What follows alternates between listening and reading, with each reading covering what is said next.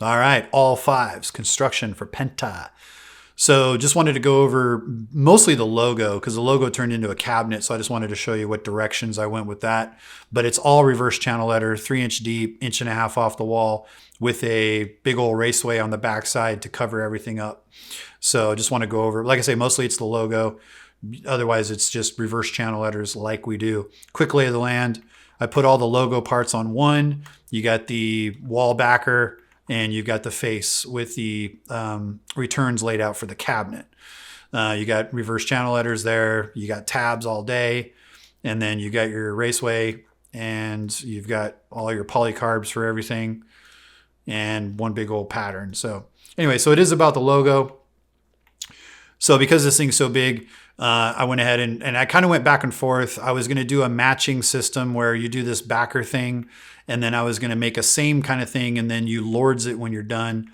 But I kind of went back and forth on how to do the cabinet part because, you know, lordsing and welding, because you're going to be welding on the 3-inch return around the whole perimeter, and then putting on the backer, you know, mixing and matching lords with welding always makes me itch a little bit. So I just went ahead and did a full weld system. So do like we do. Do returns first so you can get to them. Those are the 3-inch. Just a heads up, you got 5 strips supposedly for this, and then you have the strips here. So just add them together, you know, 51 strips. You can do 52, whatever. Anyway, so just they're all the same. So go ahead and do 3-inch. It's all 3-inch for this, and it's 3-inch for this around the perimeter. So you're going to do the 3-inch first, and then go ahead and do the cabinet second so you can get to it. And then, like you've done before, I did a inline, as long as Jose did his job properly. I did an inline around here.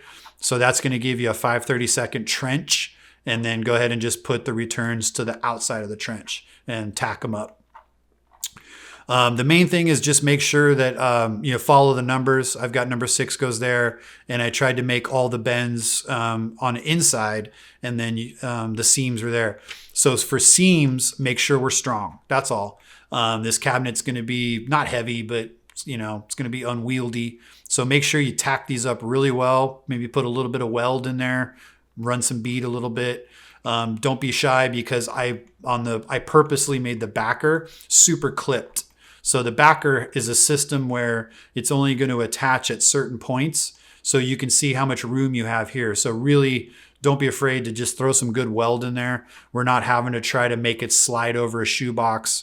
So most important, get those seams nailed down, get everything nice and strong, good to go. So return first, backer channel letter, cabinet thing, do that, good to go. The backer, you're going to take the main big jiggy thing that holds everything together. You're going to bend up these flanges, and then the flanges go on the underside, and then you're going to cleco it together. And the main thing is to make sure on this side, the fillet side, that you get these 90, and if anything, maybe a little inside 90, because this has to slide over. You know, I gave a 1/16 all the way around, so theoretically it should touch here and here, and you should have an 1/8 on the bottom. But if anything, the flanges could be overcooked slightly, but you're going to make sure that this part gets welded up really well. And then on the backside, you'll see how much you have on the backside there. You can flip it over and tack the flange down while it's clecoed, and then go ahead and grind those smooth, make sure they're clean for install on the wall. And then on the top, because the rest of these flanges will be in shear, so technically, I mean, none of this is going to break, but technically, this would have to be pulled apart and ripped this way for this load. But these two are going to support the sign. And so they have a little bit of bearing like a shelf. So the flanges could bend a little bit. So I went ahead and just made these extra paranoid nuggets. That's what they are. You don't really need them. But so go ahead and cleco those in spot. And when you tack this all together, go ahead and tack these guys onto the flange. And that will help reinforce that flange and make sure that, when they go to put the sign up, these technically will be holding the sign up until they get all of the stuff in place. And then, but that just gives it a little extra juice to make sure it's nice and strong. So that way it doesn't have that bending load. Just prop it up. So that's it. Just get this together. and then go ahead and get that tacked up. We're good to go. And then you're going to mount your polycarb like we do. So polycarb, let's bring that up for the logo, is as such. So what I did was, just in order to make this a little more route friendly, I went ahead and broke just this wing off here. So you're going to get a separate wing part. So the idea is that when it comes time, go ahead and put your tabs on there.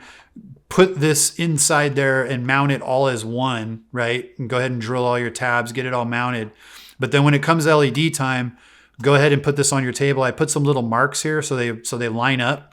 So go ahead and do your LED run, and then just come onto this, and the LEDs will kind of hold this together temporarily, and then bring it back around. Understand that this is where your power is going to be on this smaller notch side. You can see the hole for number 5 is right here. That's going to be the power through, and you can see for the pattern, this is where the power is going to be. So maybe start and stop your LED run at the 5 mark over there. So keep that in mind. So over here, start your run. You're going to do LEDs around, probably GE, right? Bring that around, come around here, come around there, and that'll kind of hold that together temporarily. Then when it's time to assemble everything, obviously, when it comes time for this, you don't have to do anything there. You just put all your LEDs, put your leashes like we normally do, because install needs to assemble that. But what I'm saying is for the logo, treat it like a cabinet. And when it's time, go ahead and assemble this for install, because you'll want to assemble a leash and get it all ready to go. So put the painted screws in, go ahead and nail it down, and then make sure there's a plenty good leash. That way, install will just go put the backer up, and then they'll have their hole in the wall right there. And then they can just feed the leash through, slide it on, and treat it like a cabinet, and then they can reach in there. This is 3 inches. If install's watching, just have your long little screw thing, and you'll just frap. And then we're good to go. Self-tap all the way around. You should be good to go. So the rest of the letters, treat them like reverse channels. You don't got to do anything, but let's go ahead and assemble this and make sure that's good to go. As far as inner side too, this is sort of like the Eagle Mountain, Eagle Rock, right?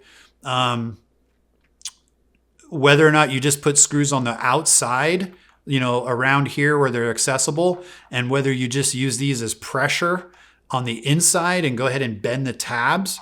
Either way, install is going to have to take if they ever need to take this off, they're going to have to take it off anyway. So whether you choose to drill through on the inside or just really bend these tabs and go for pressure on the inside and then go for screws on the outside, that's up to you guys. I'll leave that up to you. So anyway, just keep in mind that's what's up. All the tabs are the same, 3 inch deep, 3 inch deep. So you should have tabs for everything. Should be good to go. But I think that's it. Raceway, 2-piece. It's 160 overall. The end pieces are just the chopped out pieces like that. And then the mid pieces have this crook. So that way it has the patent pending, floating, suspended, clean install for the power supplies. And then the right side will have the new switch compartment. Seems to be working out okay. Left side is left side. So just match everything up. But should be good here. So anyway, but that's it for that. But just wanted to point out, make sure we're all on step for how we're going to do the logo. So other than that, if you have any questions, hit me up.